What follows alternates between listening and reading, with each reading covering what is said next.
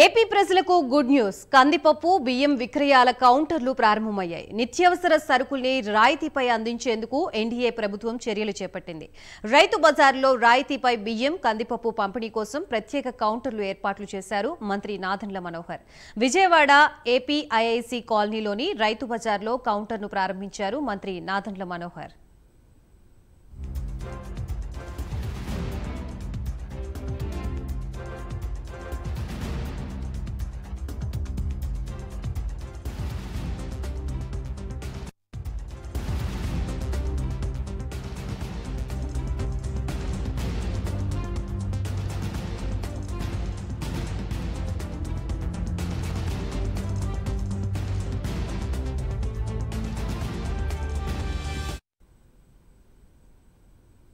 AP వ్యాప్తంగా సామాన్య ప్రజలకు ఇవాళ ఒక పండుగ అన్నారు మంత్రి నాదెండ్ల మనోహర్. సంక్షేమ పథకాలతో పాటుగా నిత్యావసర సరుకులు సరైన ధరలకు అందించడానికి కృషి చేస్తామన్నారు. ధాన్యం కొనుగోలులో జరుగుతున్న అక్రమాలపై పోరాటాలు చేస్తామని, రైతులకి చెల్లించాల్సిన బకాయిల్ని త్వరలో చెల్లిస్తామన్నారు.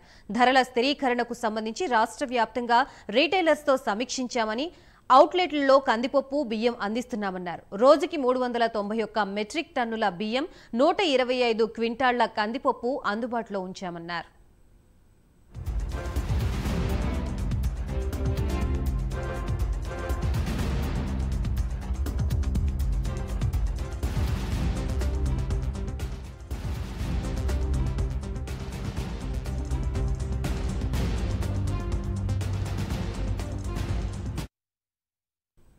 784 అవుట్లెట్ల ద్వారా కందిపప్పు బియ్యం తక్కువ ధరకి అందిస్తున్నామన్నారు. రైతు బజారే కాదు, అన్ని పెద్ద మాల్స్ లో కూడా కందిపప్పు అందుబాటులో ఉంచామన్నారు.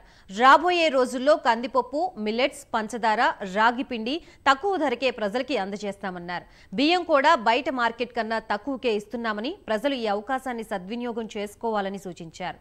రైతుకి, వినియోగదారులకి మేలు జరగాలనేదే తమ ఆకాంక్ష అన్నారు. రేషన్ బియ్యం పక్కదారి పట్టకుండా దాడులు చేస్తూ నియంత్రణ చేస్తున్నారు.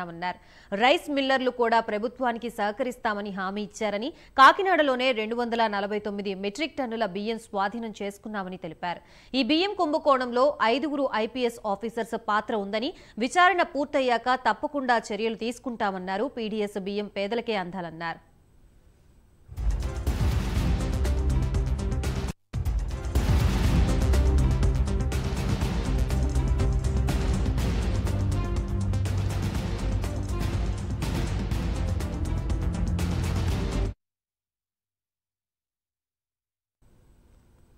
రాష్ట్రంలో ప్రభుత్వం మారడంతో అన్ని వ్యవస్థల్లో మార్పులు చకచకా చేస్తున్నారు.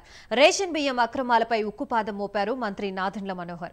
మంత్రిగా బాధ్యతలు స్వీకరించిన వెంటనే దొడ్డిదారుల్లో వెళుతున్న పీడీఎస్ బియ్యాన్ని పట్టుకున్నారు. కాకినాడలో తిష్టవేసి అధికారులకు చెమటలు పట్టించారు. కాకినాడ పోర్టుతో పాటు ఉమ్మడి తూర్పుగోదావరి జిల్లాలో పలు రైస్ మిల్లులపై రివ్యూ చేసి అక్రమ బియ్యం వ్యాపారంపై కొరడా గులిపించారు. పేద ప్రజలకు రేషన్ షాపుల ద్వారా రాష్ట్ర ప్రభుత్వం అందిస్తున్న బియ్యాన్ని క్షేత్రస్థాయిలో రీసైక్లింగ్ చేసి విదేశాలకు తరలించే వారిపై సమగ్ర విచారణ చేపట్టి తగిన చర్యలు తీసుకుంటామని వార్నింగ్ ఇచ్చారు మినిస్టర్ నాదెండ్ల మనోహర్.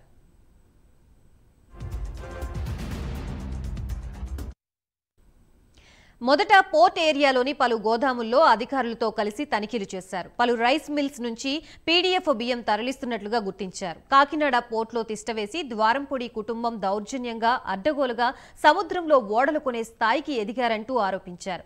అక్రమ రేషన్ బియ్యాన్ని తరలిస్తున్న వారిపై కఠిన చర్యలు తీసుకుంటామన్నారు. ద్వారంపూడి చంద్రశేఖర్ రెడ్డితో పాటు ఆయన వెనుకున్న అనుచరుల అక్రమాలన్నీ బయటపెడతామని హెచ్చరించారు. అందరికీ నమస్కారం అండి. ఈరోజు రాష్ట్ర వ్యాప్తంగా వినియోగదారులకి, సామాన్య ప్రజలకి ఒక పండుగ.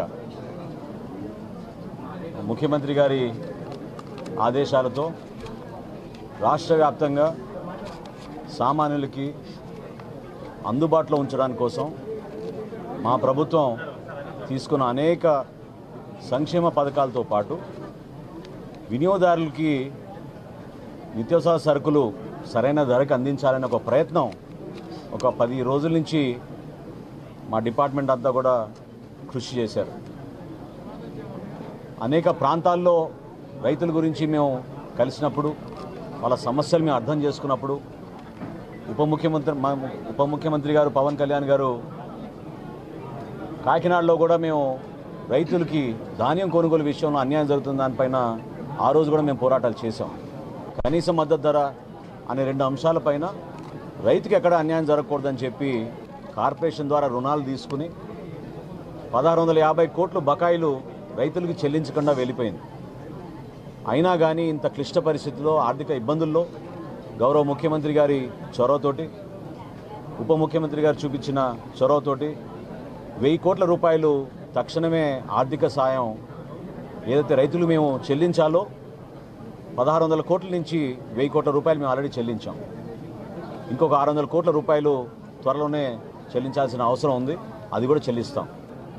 ఈరోజు కందిపప్పు ప్రతి వినియోగదారుడికి కేవలం 160 రూపాయలు కిలో చొప్పున అందిస్తున్నాం. అదేవిధంగా సూపర్ ఫైన్ రైస్ క్వాలిటీ 49 రూపాయలు కోటి, 48 రూపాయలు కోటి.